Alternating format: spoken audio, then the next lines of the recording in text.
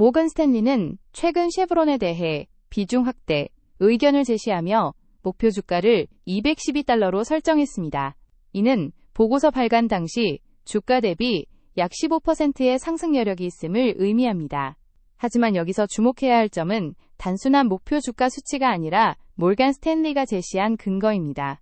그 논리 속에 현재 모든 글로벌 석유 메이저 기업들을 관통하는 핵심적인 균열이 고스란히 드러나기 때문입니다. 과거 에너지 주식에 대한 낙관론은 매우 단순한 구조였습니다.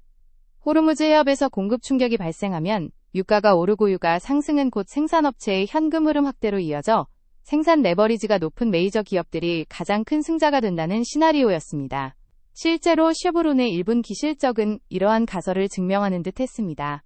전년 대비 생산량은 15% 증가했고 미국 내 생산량은 24% 급증했으며 주주들에게는 60억 달러라는 막대한 자금을 환원했습니다. 그러나 이러한 견조한 실적에도 불구하고 주가는 하락세를 면치 못했습니다. 이달 들어 유가가 9% 하락하는 동안 관련 종목군은 약 8% 하락하며 전체 시장 수익률을 10%포인트가량 밑돌았습니다. 이러한 괴리는 시장이 더 이상 에너지 주식을 단순한 유가 대리물로 취급하지 않는다는 사실을 방증합니다. 모건 스탠리가 쉐브론에 보상을 준 실질적인 이유는 새로운 결정이 아닌 오히려 결정의 부재에 있었습니다. 즉, 2026년 생산 가이던스를 유지하고 자본 지출을 180억 물결표 190억 달러 수준으로 동결한 점을 높게 평가한 것입니다. 반면 활동량을 늘리거나 자본 지출 확대를 발표한 다이먼백, 코노코필립스, 퍼미언 리소시스 등은 시장에서 일종의 페널티를 받으며 매도세에 직면했습니다. 결국 자본 규율은 현재 에너지 업종에서 촉매제로 위장한 방어적 태세라고 볼 수 있으며 이 프레임의 전환은 모건 스탠리의 비중 확대 의견이 무엇을 선반영하고 있는지 이해하는 데 핵심적인 요소가 됩니다. 보고서가 제시한 15%의 상승 여력은 호르무즈 해협의 혼란이 해당 생산량을 정당화하는 수요 측면을 파괴하지 않고 해결될 것이라는 가정을 전제로 합니다. 쉐브론의 제한적인 중동 노출도는 경쟁사 대비 구조적 강점으로 명시되었습니다. 하지만 공급 중단 리스크에 대한 직접적인 노출이 적다고 해서 그 충격이 글로벌 수요 전체에 미치는 파급 효과로부터 자유로울 수 있는 것은 아닙니다.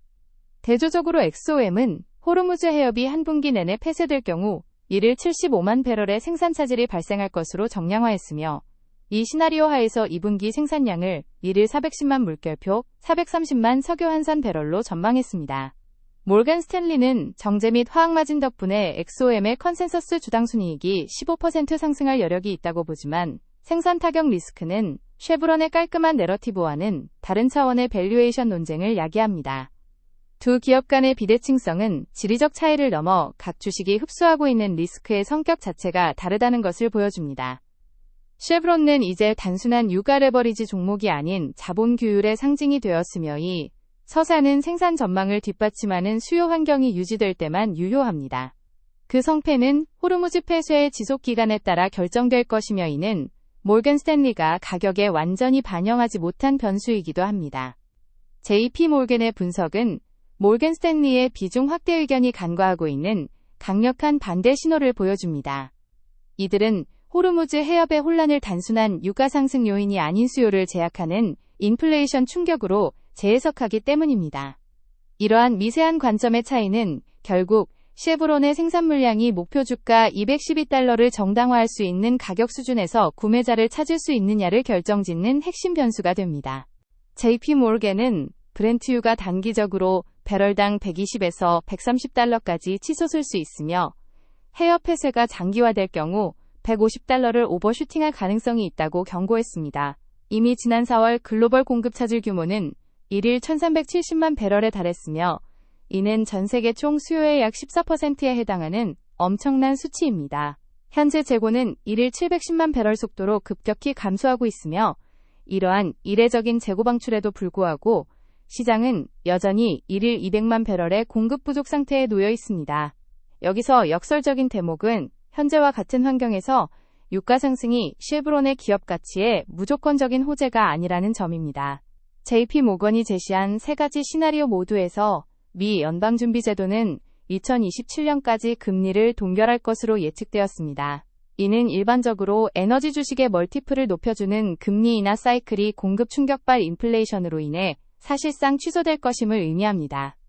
에너지 주도형 인플레이션은 대외적 요인에서 기인하기 때문에 통화정책에 특히 저항력이 강하며 결국 연준은 목표치를 상회하는 인플레이션을 용인하거나 공급 제약형 경기 둔화 속에서도 긴축을 이어가야 하는 가혹한 선택지에 직면하게 됩니다. 어떤 경로를 택하든 이는 수요 성장을 억제하게 되며 결국 몰건 스탠리가 모델링한 쉐브론의 현금 흐름 창출 조건인 1일 398만 물결표 410만 석유 환산배럴의 생산 전망을 위협하게 됩니다. JP 몰건의 최악 시나리오에 따르면 헤드라인 CPI가 5%를 넘어서 장기화될 경우 산업용 에너지 수요가 위축되고 갤런당 4.5달러의 휘발유 가격을 감당해야 하는 소비자들이 지출을 줄이면서 120달러 유가를 지탱하던 수요 기반이 아래에서부터 무너지기 시작합니다. 이것이 바로 수요 파괴의 루프입니다. 공급 충격이 가격 폭등을 만들고 가격 폭등이 인플레이션을 유발하며 인플레이션이 다시 공급을 흡수해야 할 수요를 파괴하는 과정입니다. 유가에 대한 쉐브론의 베타는 생산 마진을 확대하는 공급 주도형 가격 상승과 인플레이션 정점 이후 찾아오는 수요 파괴형 가격 폭락을 구분하지 못합니다. 따라서 쉐브론을 보유하는 리스크 구조는 이제 변했습니다. 상승과 하락의 가능성이 모두 호르무즈 폐쇄 기간이라는 동일한 변수에 묶여 있지만 시장이 어떤 충격 국면에 있느냐에 따라 그 방향성은 정반대로 움직이게 됩니다. 단기 폐쇄는 쉐브론에 유리하게 작용하겠지만 인플레이션을 5% 위로 밀어올리는 장기 폐쇄는 비중 확대론의 근간인 수요 환경 자체를 재편할 것입니다. 모건 스탠리의 보고서가 해결하지 못한 지점은 바로 이 변곡점이 정확히 어디인가 하는 것이며 IEA의 데이터는 시장이 생각보다 빨리 그 임계점에 도달할 수 있음을 시사합니다. 글로벌 공급이 수요를 밑돌며 10월까지 심각한 공급 부족 상태가 지속될 것이라는 IEA의 경고는 외교적 해결 여부와 상관없이 쉐브론의 가치를 재평가하게 만드는 요인입니다. 지난 5월 20일 트럼프 전 대통령이 이란에 대한 공격 취소와 외교적 진전을 언급하자 유가는 즉각 하락 반응을 보였습니다. 이러한 가격 움직임은 현재 시장이 협상을 통한 해결을 기본 시나리오로 상정하고 공급 충격 리스크를 할인해서 반영하고 있음을 보여줍니다. 하지만 IEA의 수치는 이러한 낙관론을 정면으로 반박합니다. 지난 3월과 4월에만 1일 400만 배럴의 재고 감소가 발생했으며 골드맨삭스는 이미 글로벌 비축유에서 약 5억 배럴이 인출되었고 6월이면 그 규모가 10억 배럴에 달할 것으로 추정하고 있습니다. 또한 골드맨삭스는 페르시아만 석유 생산량이 1일 약 1,450만 배럴이나 차단되었으며 현지 저장시설이 한계에 도달하면서 생산자들이 약 6%의 감산을 강요받고 있다고 분석했습니다. 더욱이 간과해서는 안 될 변수는 에너지 인프라의 물리적 손상입니다. IEA 보고에 따르면 80개 이상의 에너지 시설이 피해를 입었으며 이를 복구하는 데는 최대 2년이 소요될 수 있습니다. 2년이라는 복구 기간은 공급 회복의 타임라인이 외교적 타임라인과 일치하지 않는다는 것을 의미합니다. 즉 휴전이 성사된다 하더라도 골드맨삭스가 집계한 1일 1,450만 배럴의 차단 물량이 즉각적으로 회복되지는 않는다는 것입니다. 쉐브론 입장에서 이는 조건부 수익 구조를 형성합니다. JP 모건이 지적한 수요 파괴 리스크는 완화되면서도 공급 부족 상태는 지속되는 시나리오가 현실화되어야만 모건 스탠리의 212달러 목표 주가 도달이 가능해집니다. 반대로 해결책이 너무 늦게 제시되어 6월로 예상되는 JP 모건의 재고 스트레스 임계점이 가동 최소치에 도달하고 공급 회복 전 수요 파괴 루프가 먼저 작동한다면 상황은 악화됩니다. 오펙이 9월까지 쿼터 증액을 이어가겠다는 의사를 밝힌 점이 일부 완충작용을 하겠지만 사우디아라비아와 아랍에미리트의 유유 생산 능력 또한 호르무즈 해협이 닫혀있는 한 사실상 시장에서 격리된 상태입니다. 결국 호르무즈 해협이 수요 기반이 붕괴되기 전에 열릴 것인가라는 질문이 모든 분석의 핵심으로 수렴됩니다. 모건 스탠리의 212달러 목표가, JP 모건의 2027년 금리 동결 시나리오, 그리고 IEA의 10월 공급 부족 전망은 모두 이 하나의 이진법적 질문을 가리키고 있습니다. 비중 확대 의견이 나왔을 때 이 질문에 대한 답은 여전히 미지수였으며 5월 20일의 외교적 신호들 또한 확률 분포를 조정했을 뿐 근본적인 리스크를 해소하지는 못했습니다.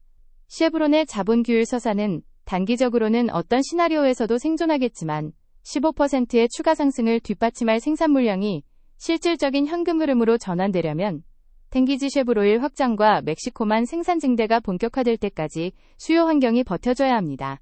향후 검증의 척도는 유가 그 자체가 아니라 OECD 재고 수준이 JP모간이 경고한 6월의 운영위기 임계점에 도달하기 전에 안정화되는지 여부가 될 것입니다.